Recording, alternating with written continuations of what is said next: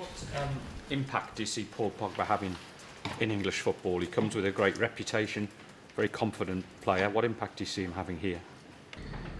I understand the word.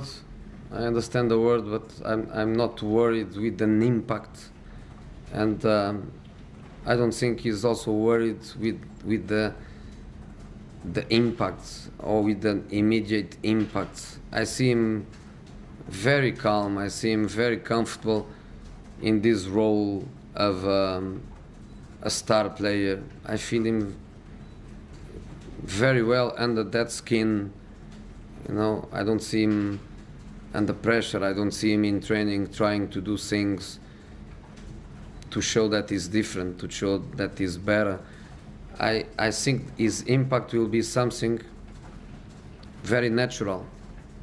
Will be something that maybe at your eyes will not become an impact, but in my eyes will be a progressive impact of contribution to improve the team, because that's for what he's here, is to win trophies.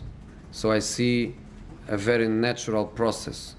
I'm not expecting him the first time he touched the ball to dribble 5 guys and to score a wonder goal. I expect him the first time he touched the ball to have a correct pass, a good selection of pass, a good choice, a good simple execution, and the game fluid. So maybe it's not an impact, maybe it's just a natural improvement of the team because he's a super football player. You talked about Jose being one of the best players in the world, and the price paid kind of puts him in that bracket of Ronaldo, Messi, Bale, Neymar. What does he have to do to get to that level, and do you feel he can be talked about in the same breath? First of all, when you speak about the best players in the world, you go immediately to the ones that score a lot of goals.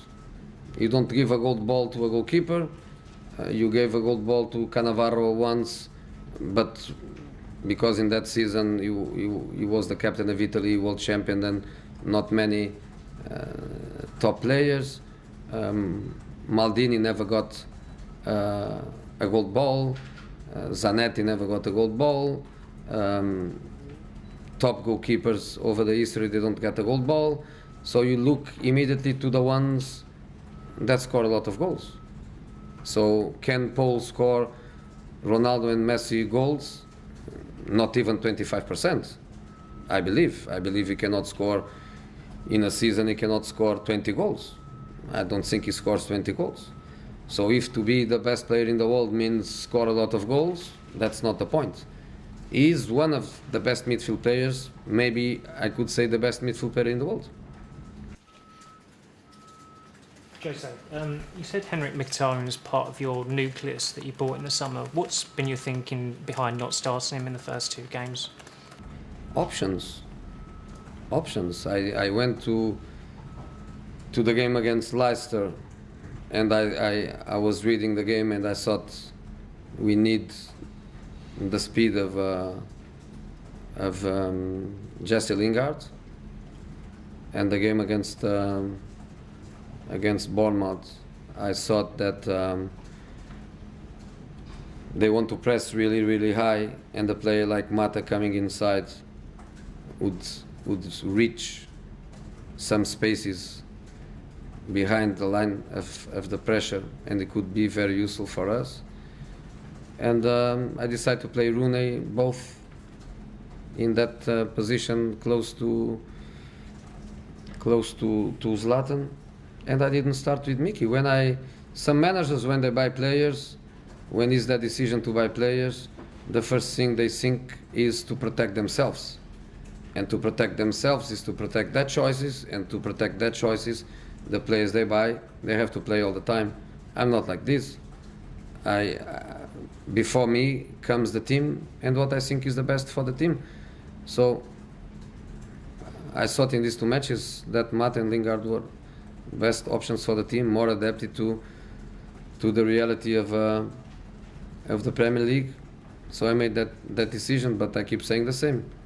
Mkhitaryan is a super football player and will give us a lot during the season. Did you see Paul Parker's comments about Wayne Rooney? He described him as overweight and said he was in the team only because of commercial motives. Seemed a little bit out of the blue. I just wondered what your reaction was to that. No reaction. I'm not paid to comment the comments of people that are paid to comment. No comment. A lot of people were, there's been a lot of controversy about Paul leaving the club in the first place. Do you actually think he's a better player for having gone abroad and widened his horizons than if he'd stayed here in the first place? Do you have a view on that? Who knows? Who knows?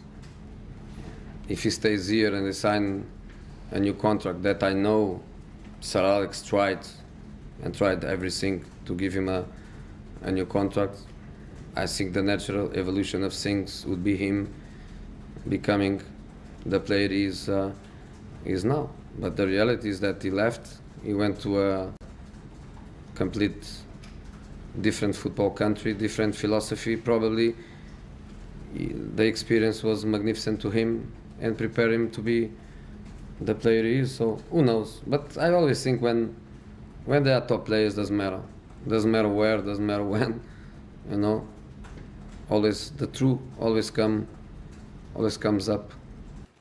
You've obviously spoken to Sir Alex about the circumstances, or did you know them already? No, we changed a few ideas about him. I know the club did everything, Sir Alex did everything. The decision was made between the player, his entourage, his agents. Decision made, and I think the way it works for them was a great decision. But I think it's very important for the club not to be afraid to do what the club did. You lose a player doesn't mean that if you have the chance to recover him, you don't recover him. You know, Chelsea did the same mistake with Matic, and a few years later, I pushed the club to do the deal. You did one mistake, why you are going to do the second mistake? So we do the mistake only once. So Paul is back, and I seem really happy to be back.